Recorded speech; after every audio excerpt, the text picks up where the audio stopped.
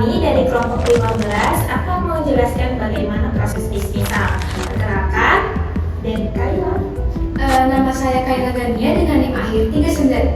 Nama saya Aida Safira dengan NIM akhir 767. Saya Miftah Nafiatusro dengan NIM akhir 778. Saya Yumna Harifa dengan NIM akhir 785.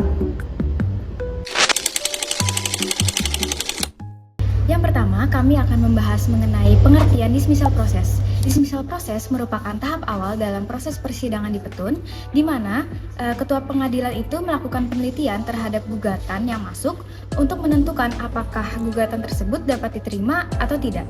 Tujuan dari proses ini adalah untuk menyaring gugatan yang tidak memenuhi syarat formil maupun material sebelum memasuki tahap pemeriksaan pokok perkara. Kemudian berikut dua aturan mengenai dismissal proses. Yang pertama, menurut pasal 62 ayat 1 Undang-Undang Nomor 5 Tahun 1986 tentang Peradilan Tata Usaha Negara, ketua pengadilan dapat menyatakan gugatan tidak diterima dalam beberapa kondisi, seperti 1. Pokok gugatan sengketa bukan kewenangan Petun. 2. Syarat gugatan tidak terpenuhi. 3. Gugatan tidak memiliki alasan yang layak.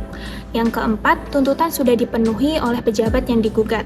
Yang kelima, aturan gugatan diajukan terlalu cepat atau sudah lewat waktu 90 hari. Kemudian ada juga SEMA nomor 2 tahun 1991 mengatur teknis bagaimana pelaksanaan dismissal proses. Seperti 1. Ketua pengadilan boleh memanggil para pihak sebelum menetapkan keputusan. Yang kedua, pemeriksaan dilakukan singkat dalam rapat permusyawaratan.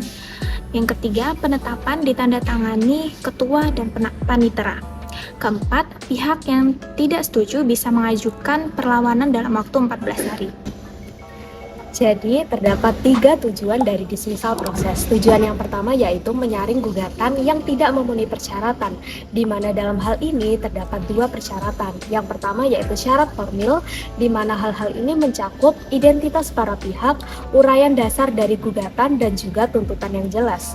Kemudian syarat kedua yaitu syarat material, di mana mencakup pokok sengketa yang sah dan juga dapat dipertimbangkan. Hal ini didasarkan pada pasal 62 Undang-Undang Nomor 5 Tahun 1986 yaitu Undang-Undang Peradilan Tata Usaha Negara.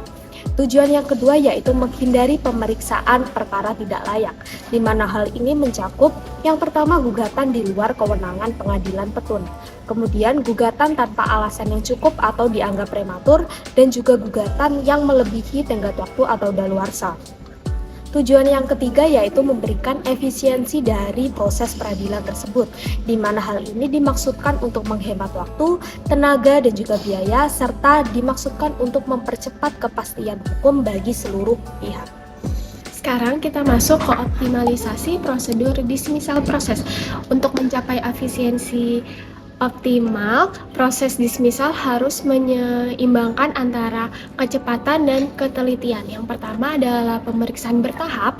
Ini tuh dimulai dari persyaratan administratif, lalu dilanjutkan ke substansi seperti legal standing dan juga kompetensi pengadilan. Yang kedua adalah kesempatan perbaikan. Nah, penggugat ini diberi waktu memperbaiki gugatan sebelum diputus dismissal. Yang ketiga ada dokumentasi yang jelas.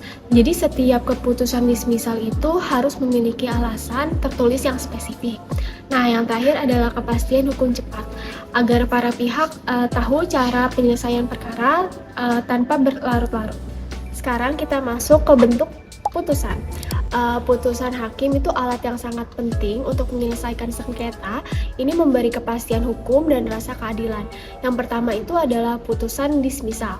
Itu ada di pasal 62 UU nomor 5 tahun 1986. Nah, gugatan tidak diterima itu bila yang pertama di luar kewenangan Petun, kedua itu syarat administratif tidak dipenuhi, ketiga itu alasan gugatan tidak layak, keempat itu adalah objek sengketa sudah dipenuhi, dan yang terakhir adalah diajukannya prematur atau lewat waktu. Nah, ini tuh dapat dilawan dalam 14 hari. Yang kedua adalah putusan sela, yaitu dijatuhkan sebelum putusan akhir untuk mempermudah pemeriksaan. Nah, contohnya itu seperti memerintahkan para pihak hadir langsung untuk menunjuk ahli atau juru bahasa. Nah, yang terakhir adalah putusan akhir. Ini tuh mengakhiri perkara setelah pemeriksaan selesai. Nah, ada condemnoir itu menghukum pihak kalah, terus ada declaratoir yaitu menyatakan keadaan hukum, dan yang terakhir ada constitutive yaitu menetapkan atau mengubah status hukum. Selanjutnya adalah akibat hukum dari dismissal proses, di mana proses dismissal sebenarnya diperiksa oleh ketua petun untuk menilai gugatan tersebut patut atau layak. Kemudian setelah itu dituangkan dalam penetapan. Kemudian terdapat dua hasil penetapan. Yang pertama yaitu diterima. Jika penetapan itu diterima, maka gugatan lanjut diperiksa oleh majelis hukum pada acara biasa. Namun apabila penetapan tersebut tidak diterima, maka penggugat dapat mengajukan perlawanan selama maksimal 14 hari sejak proses penetapan dismissal proses ditentukan. Kemudian yaitu seperti yang saya sebutkan tadi, terdapat pemeriksaan perlawanan, di mana hal ini dilakukan pada acara singkat, yaitu dilakukan oleh majelis hakim. Kemudian jika perlawanan tersebut dikabulkan, maka penetapan dismissal gugur dan perkara dapat dialihkan atau diperiksa melalui acara biasa. Kemudian apabila proses perlawanan tersebut ditolak, maka gugatan dianggap berakhir dan sudah tidak bisa dilakukan atau diadakan upaya hukum lebih lanjut. Baik, sekarang kita masuk ke contoh nyata penerapan dismissal proses dalam peradilan tata usaha negara, yaitu kasus Subhan Palal melawan KPU dan Gibran Rakabuming Raka. Dalam kasus ini, Subhan Palal menggugat KPU dan Gibran Rakabuming Raka ke Petun Jakarta. Alasannya, Gibran dianggap tidak memenuhi syarat pendidikan minimal SMA untuk pencalonan wakil presiden tahun 2024 karena ijazah luar negeri Gibran belum disetarakan dengan ijazah SMA di Indonesia. Maka dari itu, keputusan KPU menetapkan Gibran sebagai cawapres dinilai cacat hukum. Namun, setelah dilakukan dismissal proses, gugatan Subhan tidak diterima bukan karena isi perkaranya, tetapi karena gugatan diajukan melewati tenggat 90 hari sesuai pasal 55 Undang-Undang Petun. Artinya, gugatan dianggap sudah kadaluarsa sehingga tidak bisa diperiksa lebih lanjut. Dari kasus ini, kita bisa melihat bahwa dismissal proses berfungsi sebagai filter awal untuk menyaring gugatan yang tidak memenuhi syarat formil, seperti batas waktu atau kelengkapan dokumen. Hanya gugatan yang memenuhi syarat formil yang bisa masuk ke tahap pemeriksaan pokok perkara. Jadi, dismissal proses penting untuk menjaga efisiensi pengadilan dan memastikan hanya perkara yang layak yang diperiksa lebih lanjut. Yang terakhir yaitu mengenai study case yang kedua, yaitu ada LSM Lingkungan Hidup yang menggugat SK izin lokasi dan izin lingkungan pembangunan pabrik kelapa sawit di Indragiri Hilir.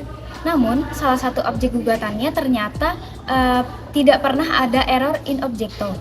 Gugatan ini sebenarnya mengandung cacat formil karena mempermasalahkan keputusan yang secara hukum tidak eksis. Kasus ini seharusnya gugur pada tahap dismissal proses karena objek gugatan tidak memenuhi syarat formil. Namun, perkara ini tetap lolos dan diperiksa hingga putusan akhir, sehingga menjadi salah satu contoh disfungsional dismissal proses di Indonesia. Kasus ini menunjukkan bahwa dismissal proses itu seharusnya berfungsi sebagai filter awal untuk menghentikan perkara cacat formil sejak awal, sehingga peradilan administrasi itu tetap efektif dan efisien. Terima kasih sudah mendengarkan penjelasan dari kami. Semoga bermanfaat. Dadah!